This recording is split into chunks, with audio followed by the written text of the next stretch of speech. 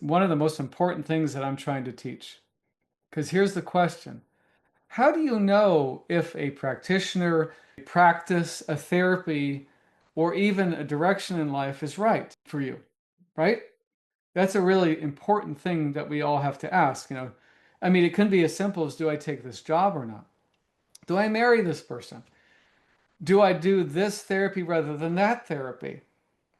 Because one of the things that's rather insidious about our culture, and maybe it's humanity, I don't, but I think our culture is especially bad about this, is that we're taught not to trust our inner sense, that you should only follow the facts. You should consult the experts, right? And I'm not totally against that. I certainly wouldn't build a house without hiring an architect and an engineer, that's for sure. However, which ones I chose, well, that really is the realm of the intuitive if you're smart. And the same thing's true for everything about your health and your journey of getting out of chronic pain. Because what I discovered in my own journey, and I really was very meticulous about this. And when I first discovered an HRV monitor, that's heart rate variability, that shows you how vital you are or not. It's one of the best measurements they've ever come up with. And I had a monitor that I wore for almost a whole year. And what I discovered through that monitor completely blew my mind when it came to what was recommended for people with chronic conditions like me. Because what I discovered through my own experience is that the recommendations are literally just guidelines. And anyone that tells you otherwise doesn't know what they're talking about. And the reason for that is that that part of you, your conscience and your subconscious system, has an opinion about everything you do. And it has opinion about people you work with, or that like as practitioners, or even at work, or the person you want to get together with or not, like as a partner. It is an opinion, and its opinion is the final word. So it doesn't matter how much the scientific studies say you should do something or not. If your subconscious system doesn't like it, I don't care how much the stats say it's going to work, it won't work. And so I'm more concerned with teaching everyone here how to honor that in a way that leads you to what will work for you, given your unique personality, history, and present moment dynamics, rather than necessarily expecting an expert to do that for you, because I think that's an error. And that doesn't mean you don't seek out advice, because that part of yourself will actually tell you to seek out advice for certain things. Just like me, like if I said, I really want to build a house, I finally have the money. Oh, I need someone to help me with that, right? I mean, that's the next thing. Well, who? Well, that's again, then I have to start looking and start trusting that inner compass that says, oh, everyone loves this architect. But when I meet them, my inner sense is like, well, yeah, but everyone loves them. And of course, I bet everyone here can remember a time when you ignored that voice, and tell me how it went, right? I'm sure everyone has a story in their life where they ignore that inner voice and like, God, I knew better, but I did it anyway, and it was a disaster. And I knew better. And so this is what I want to talk about. So my experience of this is that this is also a part of the wellness journey, is that as you connect with your body more, you're able to feel that guidance more readily.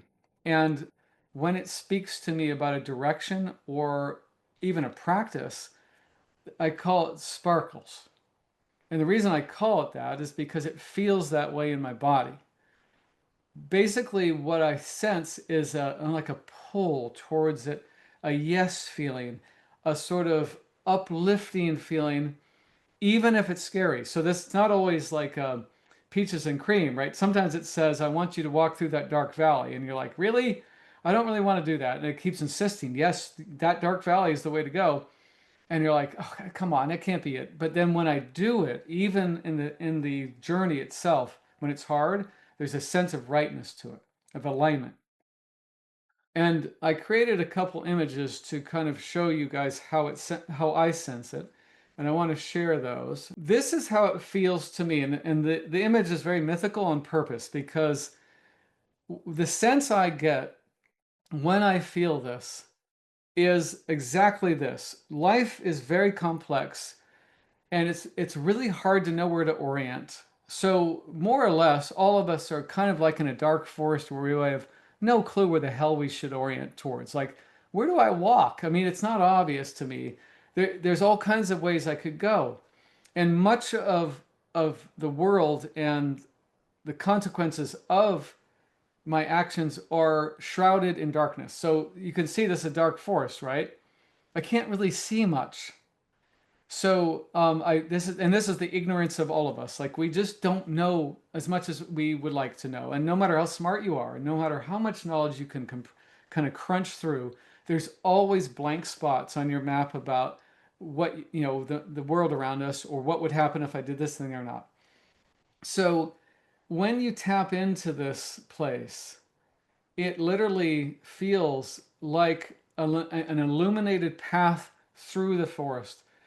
And it does this, the funny thing is you have to trust it, and this is the hardest part. It will speak to you like this. It will say, go this way, but it won't tell you where you're going. It just says you need to go this way.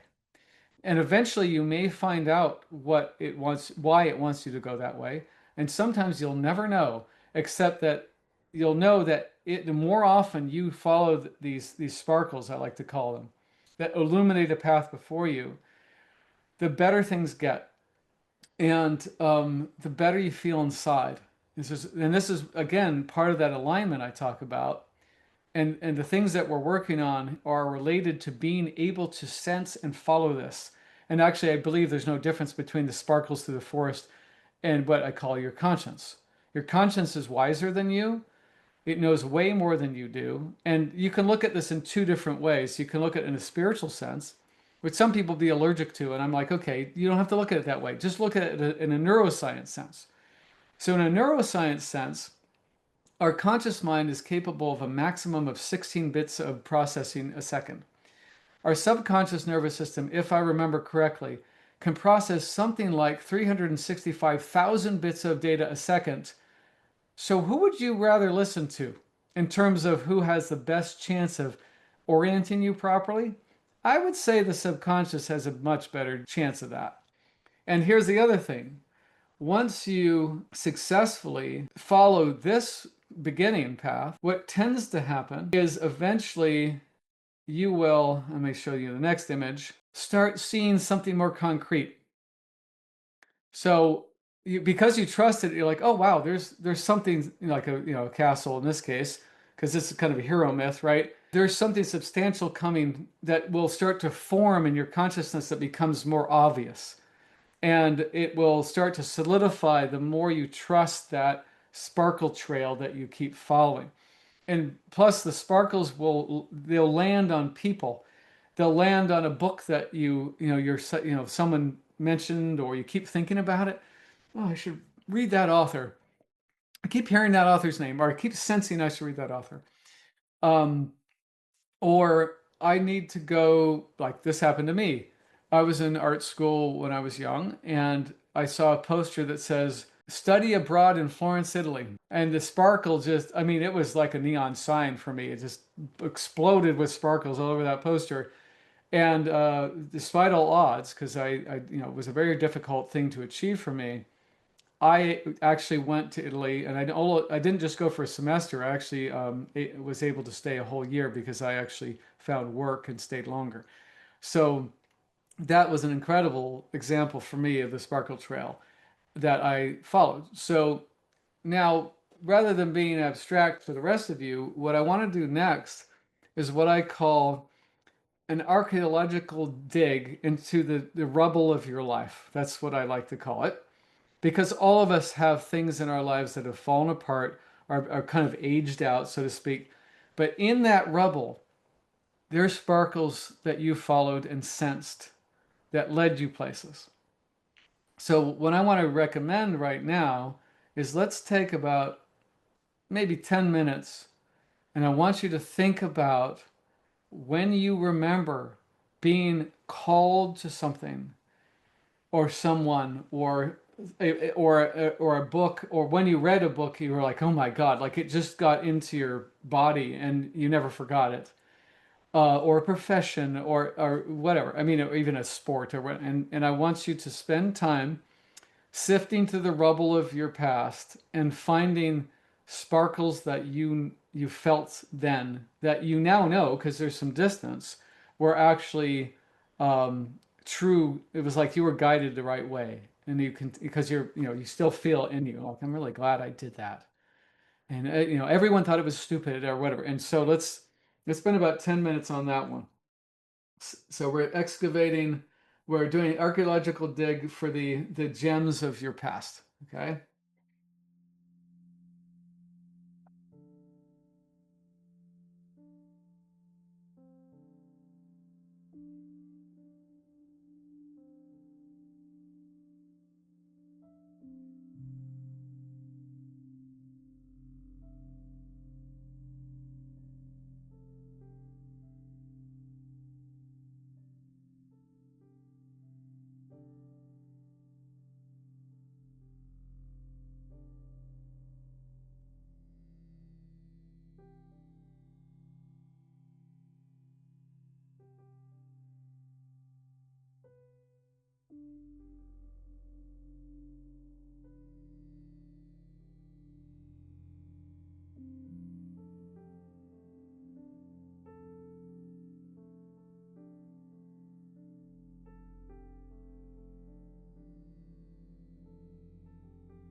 I'm also going to interject. I recommend that you write down how your body felt when you followed the sparkles or found them, if you can. Remember that.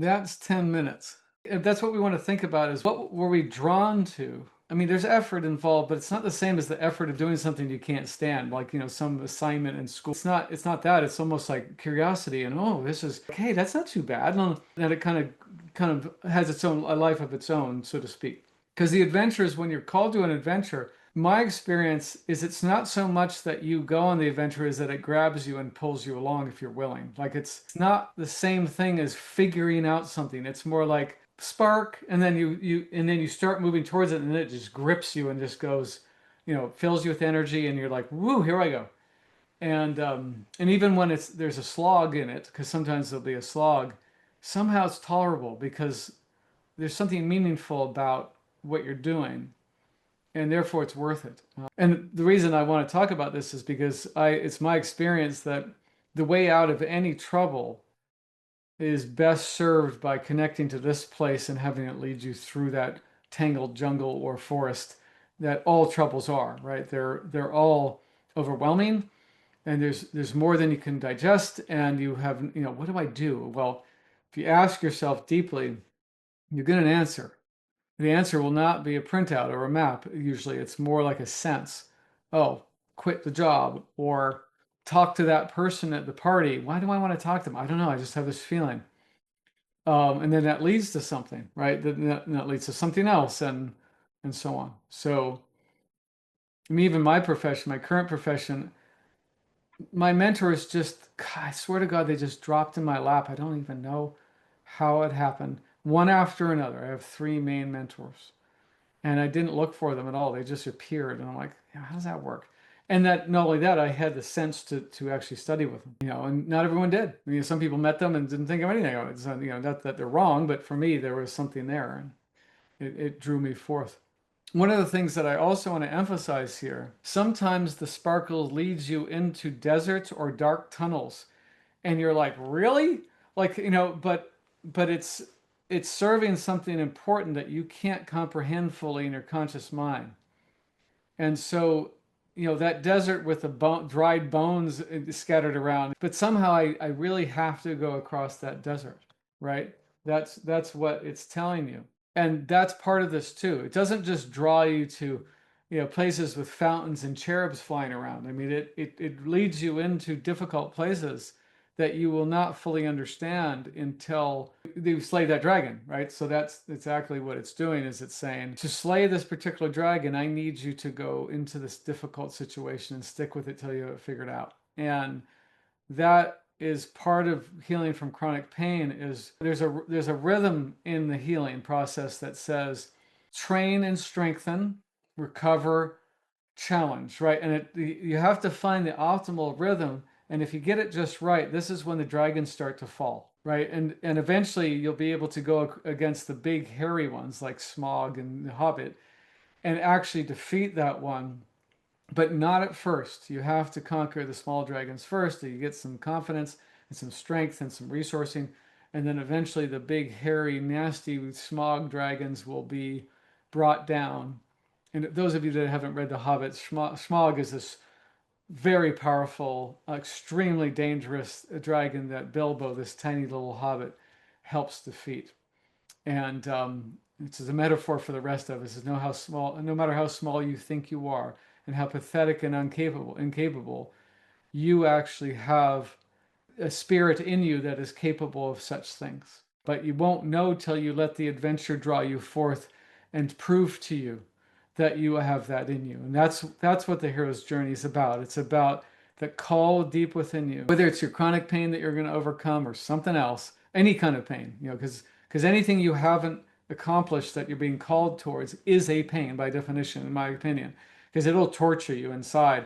And when you're called forth to it, and you actually let it call you forth, you allow it to lead you, it will take you on a grand adventure that's going to have a lot of difficulties and struggles, but in the end you'll conquer that big, hairy dragon one after another, and you'll become more and more of who you are meant to be. And that pain, that the existential pain too, will fade. The more that you obey that call, the more it fades and transforms into something like wisdom and self-respect. So But yeah, you have to. If the sparkles tell you have to, you have to. And it won't let you alone till you do. That's how I see it. So if you found this content helpful, please like and subscribe. You can look forward to more videos about how to overcome chronic illness and chronic pain.